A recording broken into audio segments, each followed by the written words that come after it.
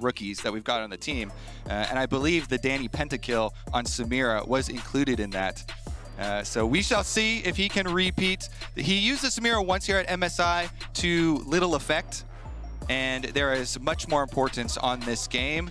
With the Nautilus, this is a very, very kill-oriented lane towards bottom side. Nautilus, Samira, really, really potent all-in threat, and with a Gangplank and Nocturne ultimate ready for the Rs on the bottom side of the map as well. Definitely expect EG to try and get kills on Unified and Kaiwing. I'd say that's the best strat you can actually use against PSG, because Unified is the carry for this team. Yeah. He is the most critical part of this team in all of the success that PSG have had.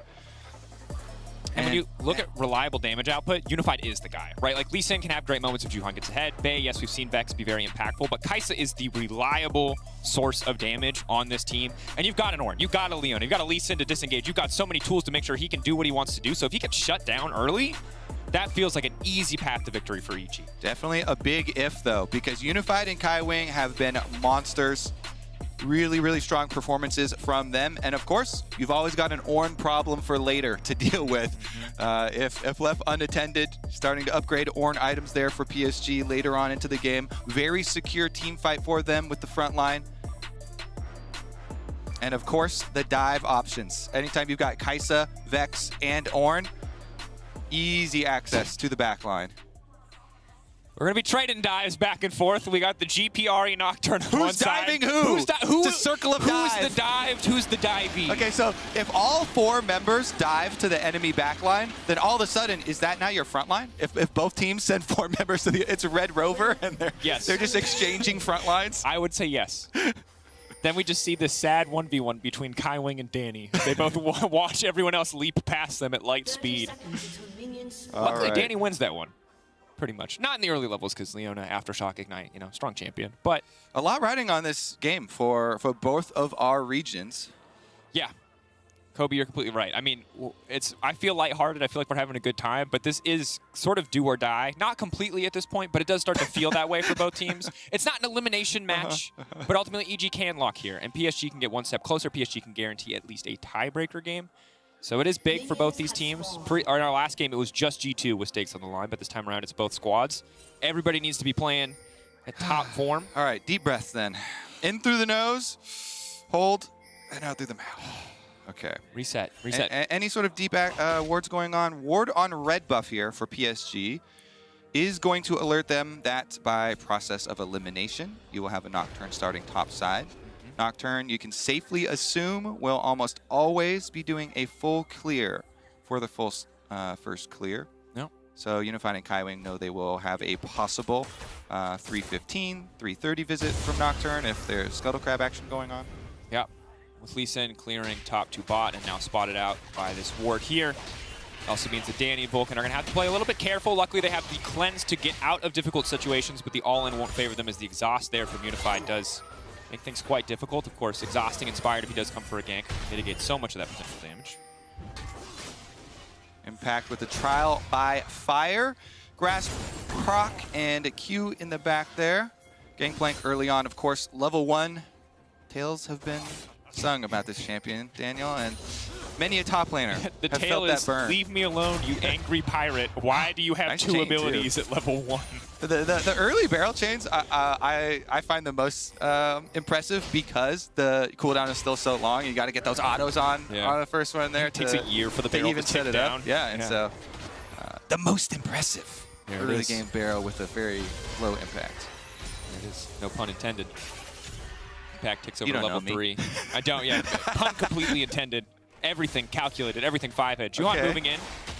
Is opted to contest instead of going for his own blue buff. Inspired now moving in with the Fear. Yeah. Inspired Smite was not ready yet. It just comes off cooldown now. So Juhan was able to successfully steal away the largest of the popcorn chicken.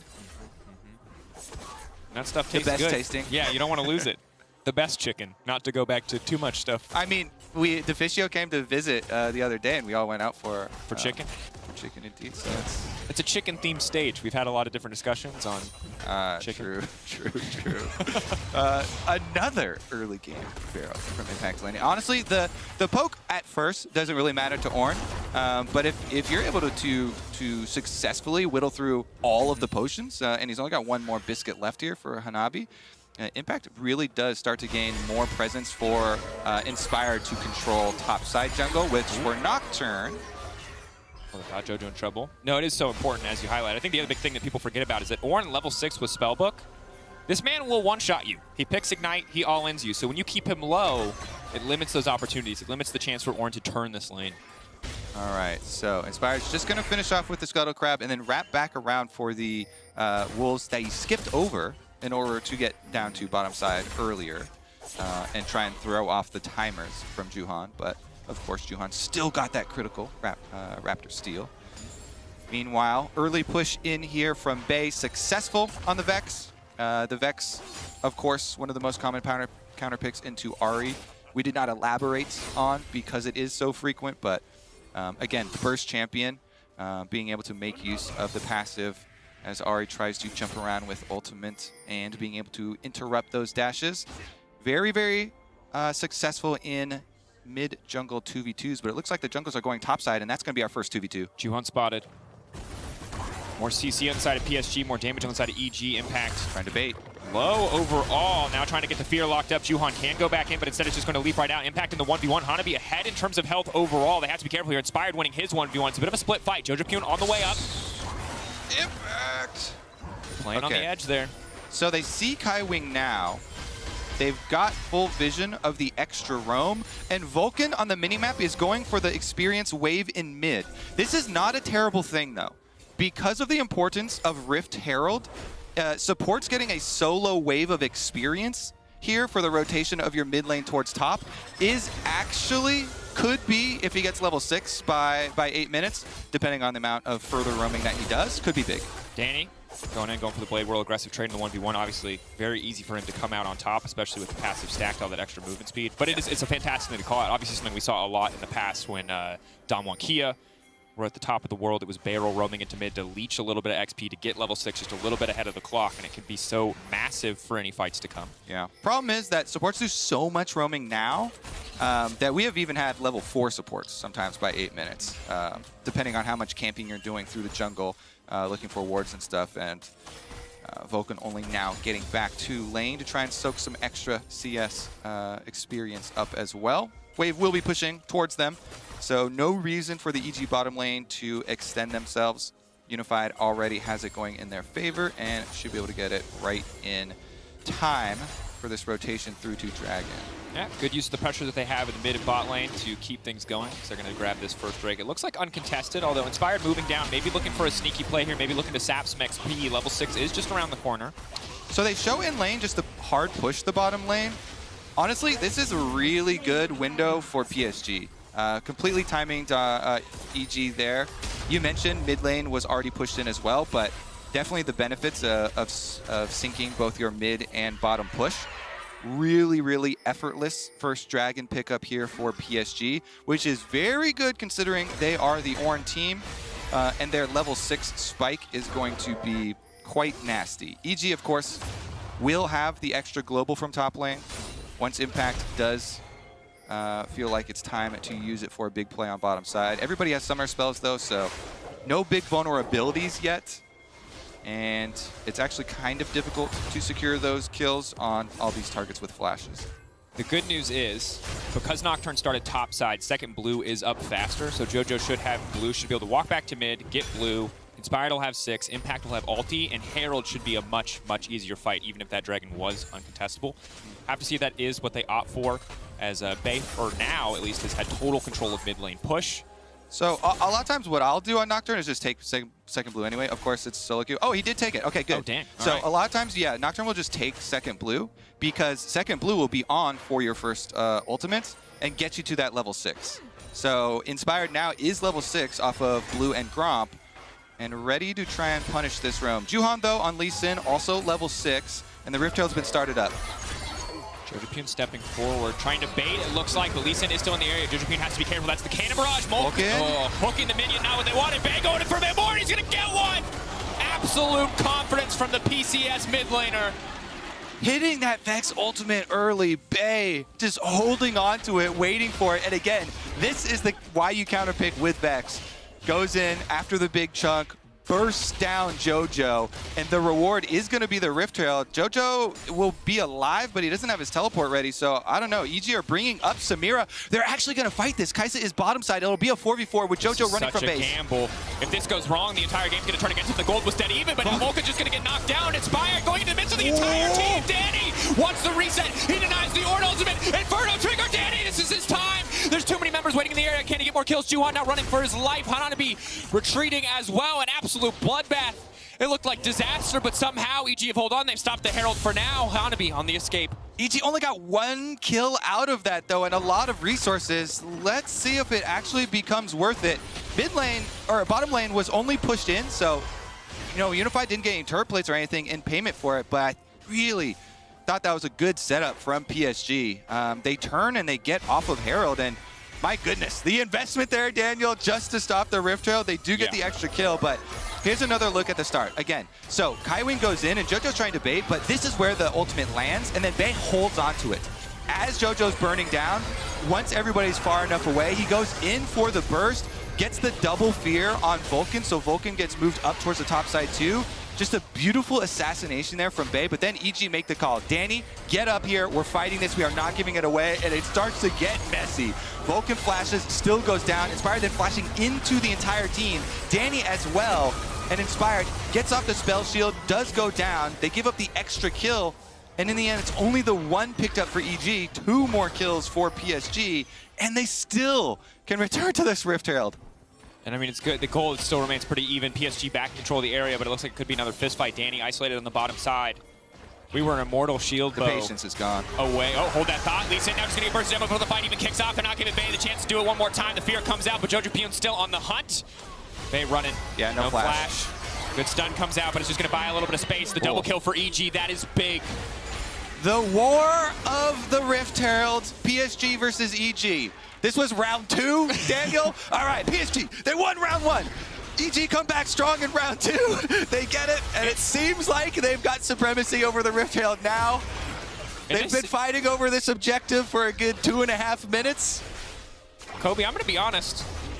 If that first one had gone worse, I thought the game was over. The fact that EG stayed their ground, that they came back, that they forced that fight there is so good now, because not only do they have the gold lead from all these kills that they're now getting, they're going to extend that gold lead with the power of this Herald. It does mean that they've left less resources on bottom side, and Danny did get pushed in. The reason why EG were able to have an extra person, of course, up at the first round of Rift Herald fight, the Great Rift Herald War, as we'll now refer to it, was that, you know, Danny on the Samira had been able to push in bottom lane. That's why Unified only got to get CS, didn't get to get pushed up to the tower in the first instance, and had to go for the recall. But this time around, they're actually able to wait. Vulcan gets back in time, and EG, while they were able to finally get that Rift Herald, and they've got time to use it before the 14-minute mark and those plates fall off, PSG will continue with the dragon stacking. And two is not necessarily a problem. 2 is a trend. 3 is definitely a problem. And of course, you know, 4 is the actual soul. So we shall get back to our Rift Herald. Yes. Good math with Kobe. 1 hook plus 3 other abilities equals a deadly sin. There's some more math for you as Bay runs. And of course, no flash because you've of the got previous 3 members of EG traveling from Rift Herald, and Bay moving at approximately 3 meters per second. Which one dies? How does it feel to finally use your college degree, Kobe? How does it feel? If that's what an engineering degree gets you, then I've been ripped off. I assumed it was that and a bunch of debt. I assumed that was about it. All right, Danny pushing in bottom side. Of course, Kraken Slayer has been finished for Unified. Have to hope for Danny's sake that he has finished Shield Bow. I don't think there are very few champions in the game more dependent on that first mythic than Samira. So really important to get that one. And I'm actually sweating out here. It's so warm in the off. studio. Why do you have a jacket on still? The camera's not on us. You don't have to press it. I have Anyway. to impress you, okay? No, Don't sell Kobe, yourself short. I'm impressed, my friend. Thank you. You're good at math. You got a quick wit. You're delirious from not sleeping. You're everything I could want in a co-caster. And, well, EG, they've got everything they could want in a mid laner as JoJo is 3-1. That said, 40 seconds left on this Rift Herald to acquire plate money. And everybody knows, if you let your first Rift Herald go without getting plate money, then... Oh, never mind. There it is. 1, 2, 3, shut down. Oof. It's so fast I don't even have time to talk about it. That was incredibly clean from the PSG. One moment, JoJo Puna's caught sleeping, and it's going to cost them, and it might cost them a plateless Herald. CC coming out, I going to get interrupted, but nope, the charge will come through, so at least a bit of money over to the side of EG. Yeah, Inspired getting it. If you activate the Rift Herald, always feels good for the jungler. You're going to get the money. JoJo, though, man, this Vex counter pick. Bay has been pinpoint accuracy with the ultimate, constantly blowing him up. If that happens during a team fight, it's actually even worse because you can actually do something with the reset of the Vex ultimate and go back in for round number 2. But these 2 assassinations that they've gotten so far on him have been really well timed. It still did not actually give them enough time to kill the Rift Herald, but it did mean EG didn't get to push in with it and get more. And this is huge for PSG. Again, there are huge stakes in this game. Reminder, EG win, they are through. PSG win, they are guaranteed at least a tiebreaker. But it's big for PSG looking forward because, I mean, Juhan and Bay were kind of the odd guys out. We always looked at the bot lane and the top side. These are the reliable players. We know them to be. Juhan and Bay a little bit all over the place, especially in Stage 1. But in Stage 2, they've been getting better and better, and I feel like the criticisms I've been hearing about Bay have been getting quieter and quieter as this has gone on, because right now, these are the 2 guys who are making stuff happen. Yeah, where are you now? Getting kind of quiet, huh? Where are you now, haters? JoJo, you're pretty rich. I saw you at the top of the gold ladders. What's up now, kid? Is that Yeah, that wasn't quite what I had in mind, but I like it. It's definitely more compelling. That was the that was the dramatic reenactment. Yeah, that said he is still 1, 2, and 3, so maybe I should wait before we try to sell that as the story. But definitely the plays have been clean. Lee Sin the beneficiary of those kills and ahead of the Nocturne 4 now, so looks pretty solid for the side of PSG. EG holding on to the gold lead though. PSG with the Dragons an advantage. All right, Trinity Force done on the top side for Impact. Level 11 for rank 2 Gangplank Ultimate. And again, bottom side, so much pressure here because they have that Gangplank Ultimate, because they have Nocturne ready to go. PSG always have to wait and catch the minion wave at the remnants of their tower. It's just really a matter of time of when EG push that go button to the bottom side to finish up that bottom tower. And again, first, ooh, that hit the wall. I think that was a There's dead some Vulcan. hooks you throw out and you're like, you know what? I'm glad it didn't hit. But bottom side, again, the first turret bonus is basically an extra plate of money. So it's not, game breaking, but it certainly is an extra bonus that you'd love to have, especially when you are, a team like EG trying to get as much money funneled into Danny as possible. Samira, a much earlier spiking AD carry, but Shield Bow now gives you the confidence to jump in to the middle of these team fights, try and get those super high value YouTube highlight Inferno Trigger plays off.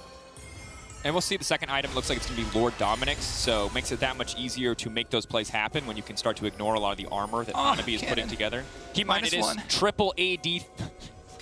I'm sorry. I mean, he's already... already... a lot of passion for a cannon, dude. You sound like the Secret Lab ad. So, people always say the laners, never mind. We're going to have a big fight, so let's get on topic here. Vulcan flash. Flash over the wall. Whiffs goes into the wall, but that's going to be the Kai'Sa getting isolated off to the side for now. They're just focusing on burning down Bay before the fight even starts. This is big. EG have the momentum. Danny, 3 stacks, looking for that A rank, looking for that S rank. He's going up. Is he going to pass his classes? We're going to find out.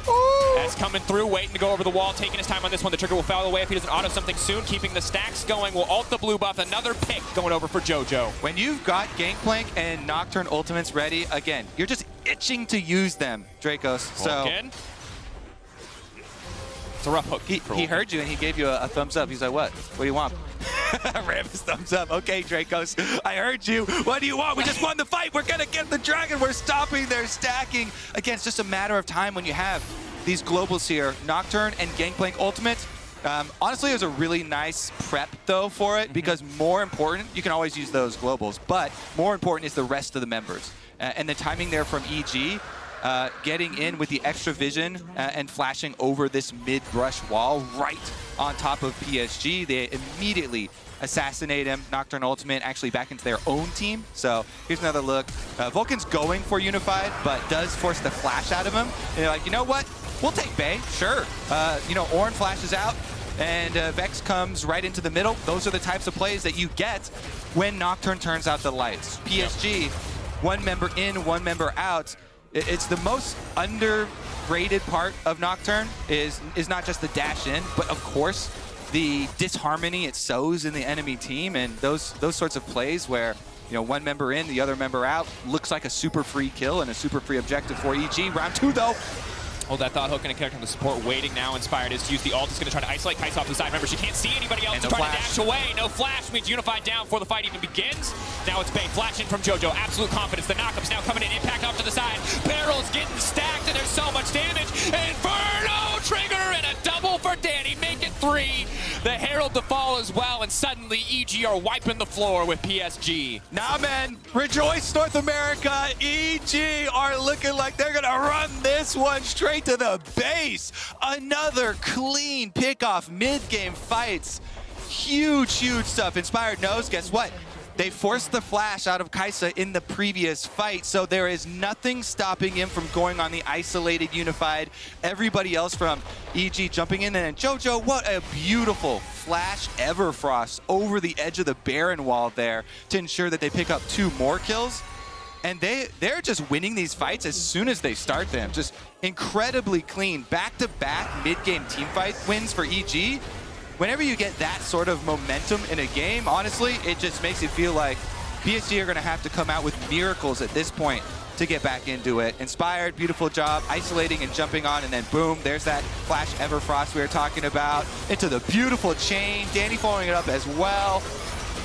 And the thing is, in an even state, it feels impossible for PSG to play these fights out if EG pulled the trigger first, because you lose the vision, which means Bay can't follow up on any ultis, which means Unified can't use his ult to really move around the fight. He's just stuck where he is. And when they're ahead, in any circumstance, it feels impossible, because that's a collector gangplank. That's 2 items on Danny. That's the Shadow Flame on JoJo. Everybody out-itemizing their individual opposition, and now EG are so far ahead that short of an absolute disaster, Kobe, and I say that, well aware of the history of NA and these high-pressure stakes, high-pressure matches, this is an EG victory. They have all the tools they need to win this game. Okay, now that you've spoken the word, all right, we're doomed. I'm ready for the comeback now for PSG. How does it happen is really the only question left to be answered. Well, they don't have like a traditional hyperscaling carry. Don't get me wrong, Kai'Sa is a hyperscaling carry, but it's not a sit in the back line, keep everybody around you, protect you kind of carry. Hanabi is approaching 13, so he can upgrade his own item then.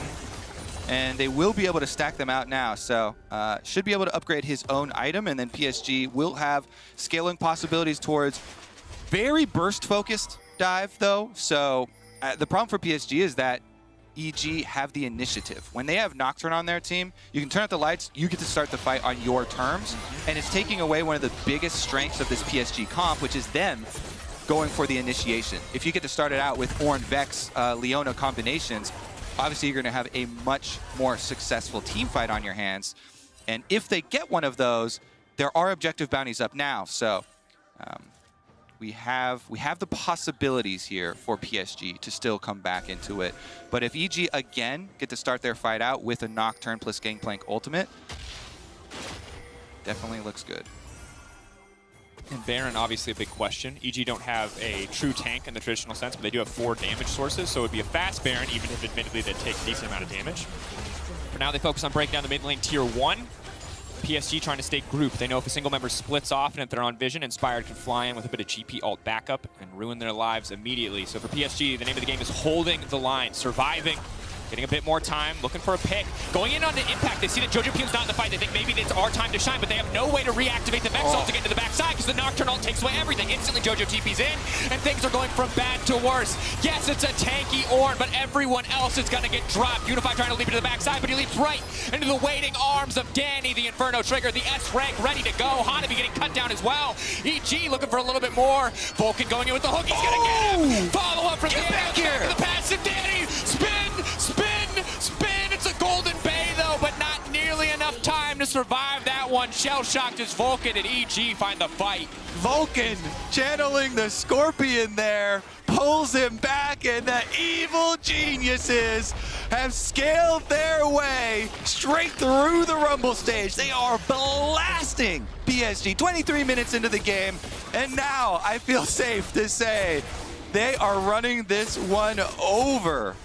5-0-7 for Danny, 7-2-7 for JoJo. And the thing is, Inspired 2-1-8, it's not the flashy scoreline, but these Nocturne ults have been disgusting. You know what that does to your team comms, Daniel? I can't see.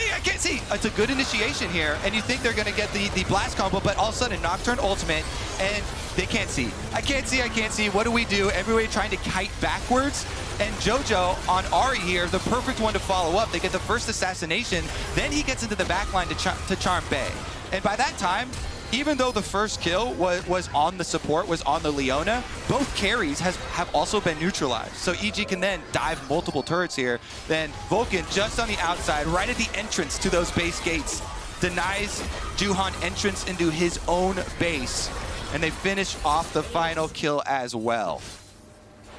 Clean from EG. Now they are so far ahead that they begin beating them with their wallets portion of the game. It's nigh insurmountable. They turn out the lights so they can't see, and then just start throwing money at them from different directions. It's like a roll of quarters in a sock. It's not a good time. And for PSG, you have to feel, because the early game was so solid. Bay, Juhan working well together. Unified and Kaiwing doing fine in their individual laning. But once Inspired got off that ultimate around the second of the Great Rift Herald fights, the game fell apart. And I also want to shout out the Anathemas, because that's one of my favorite things for especially Nocturne, to be able to build in competitive play.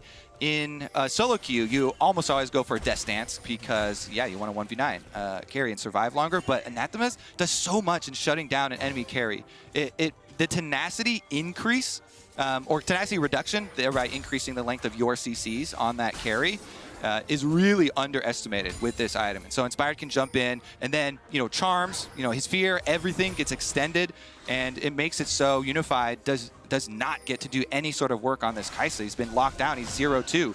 As we highlighted at the beginning of the match, he has been the success story for PSG. He is the crux of this team, the hardest of carries, and EG have completely shut him down. I mean, honestly, a lot by just fighting away from him. He was isolated on the bottom side. He was getting a gold advantage. He was ahead of Danny in terms of CS, but Danny was the one roaming to the play.